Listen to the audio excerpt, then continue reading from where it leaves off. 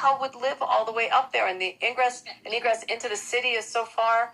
But it's funny in a way, because I'm thinking what Adams is saying, that became the development, and then it turned into the gentrifying and going back to the older areas that got run down and redoing those areas. Because people had different attitudes towards leisure. Now you wanted to go into platted neighborhoods, to go to gastropubs, and to go to other freaking places that you don't belong in.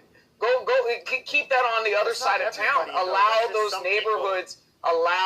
neighborhoods to develop on their own, and stop putting a bunch of hipster establishments to drive up the cost of food and everything else around it just because you want to go out there on a Saturday night with your girlfriend.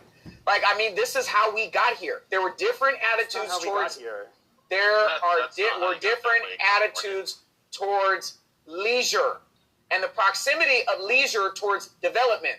When you started blending the two is where you started creating pockets. You started creating pockets of things to do and people that wanted to work in those places that became unaffordable. That's not true.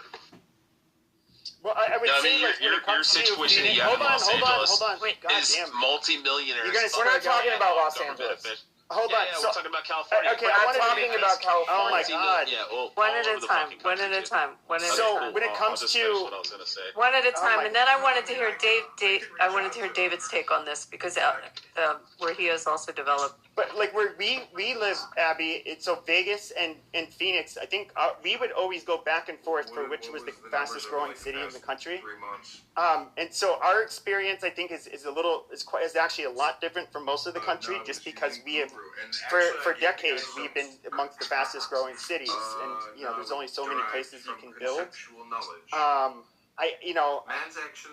It's my understanding that the housing affordability for young people is a lot worse now than it was for previous generations, like a whole lot worse. And I get it. There's some people who think they're entitled to live. I mean, in really nice areas in a nice loft, or which will cost a fortune in Manhattan or wherever. But no, I mean that's not most people though. I'm trying to think. No, Copa is like close to Casa Grande. Okay, so you have just like one highway that leads there into Phoenix, and literally are just trying to a whole bunch of people ended up moving out there. People even moved to Casa Grande. This is where experience. None of these idiots have worked over a decade in a world where you're watching an aging generation that's going from living with their parents over towards living on their own and then buying their first homes. So they're not really privy to these conversations. What are you talking about? They're not privy to this conversation from a